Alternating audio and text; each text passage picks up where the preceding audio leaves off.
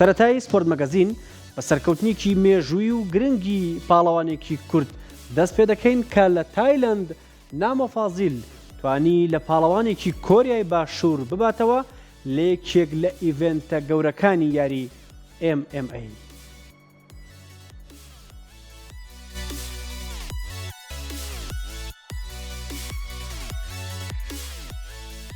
لە تایلەند نامۆ فازیل پاڵەوانی کورد شکستی بە پاڵەوانێکی کۆریای باشوور هێنا. پاڵەوانە کوردەکە بەشداری لە گەورەترین پاڵەوانەتی جیهانی لە MMA 1 چامپیۆنشیپ کرد و سەرکەوتنیشی نووسێوە. لەو یاریە چاوەڕوانکراوەدا لە ستایلی MMA کە 26 لە تایلەند و لە گەورەترین هۆڵی ئەو یاریەدا کرا. نامۆ ڕوبەڕووی ڕکابەریەکی بەهێز بووە کە جای وونگ بوونی کۆریایی باشوور بوو. چای وونگ تەمەنی 33 ساڵە، بەرزی باڵای 180 سانتیم و 9 یاری پرۆفشناڵێکی کردبوو. لە 6 یاریدا سەرکەوتوو و لە 3 یاریشدا شکستی هێنابوو. نامۆ فازیلیش کە لە 1996 لە سلێمانی لەدایک بۆ پاڵەوانێکی دیارە لە یاریە بەرگریەکاندا چەندین دەستکەوتیشی لەسەر ئاسی نێودەڵەتی بەدەست هێناوە. 6 یاری پرۆفشناڵێکی ئەنجام داوە کە لە 5دا سەرکەوتوو بۆ تەنها یەک یاری شکستی هێنابوو. لە یارەکەدا نامۆ لەسەر درێسەکەی وێنەی پاڵەوانێکی کۆچ کردووی کوردی ڕۆژهەڵاتی نەخشاندەبوو کە چەند ڕۆژی ڕابردوو هەر لە تایلەند بە ڕووداوی هاتو چۆ کۆچی دوای کرد و پاڵەوانێکی موای تای بوو. دوایی هاتنە ناوەی و لە هەڵسەنگاندنی ناوبژوانەکان و ئەو ڕێکارانەی کە پێویستە پێش یاری ئەنجام بدرێ نامۆ چووە ناو حەلەبەی یاریکردن. 3 جەولە ڕکابەریان کرد.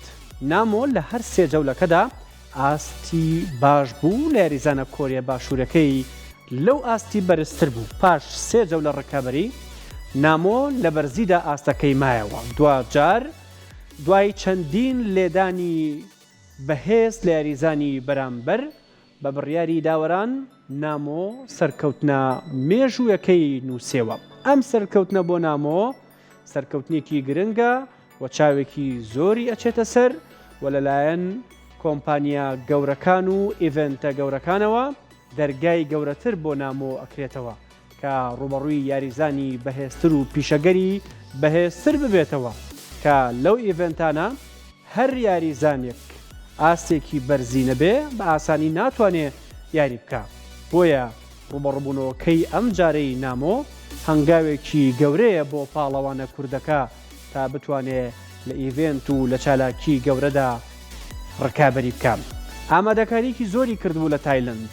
ماوەی چەند مانگێکە نامۆ لە تایلەند لە کەمپێکی چڕی مەشق و ڕاهێنانە و یاریزانەکەی بەرامبەریشی یەکێک بوو لە یاریزانە ئازبەرزەکان و یەکێک بوو لە یاریزانە خاوەن مێژوویەکی زۆر لە یاریدا و یاریزانێک بوو کە ئاسان نەبوو وەکو ڕکابەرەکانی دیکەی نامۆ.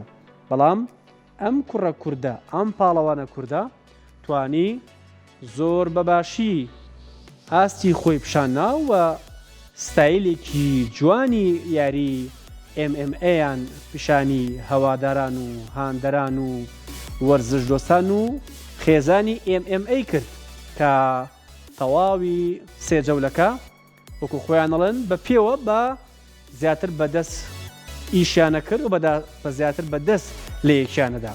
بە لێدانە بەهێزەکانی نامۆ ڕوخساری یاریزانەکەی کۆریای باشوور خوێناوی بوو و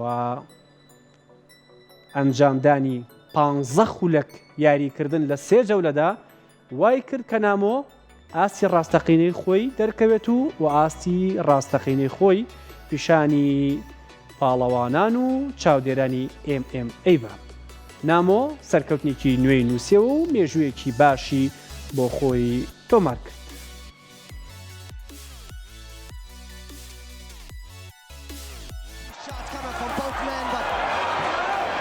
Fazil there with the right hand, damaging the nose of Yoon.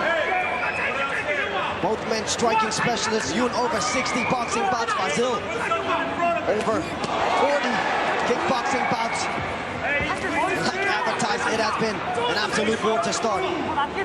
Yoon already starting to wear some of that damage on that left eye. Still, poker face. Big hands there from Naomi. Remo keeping that pressure on, sticking to his technique. Still quite a technical battle so far.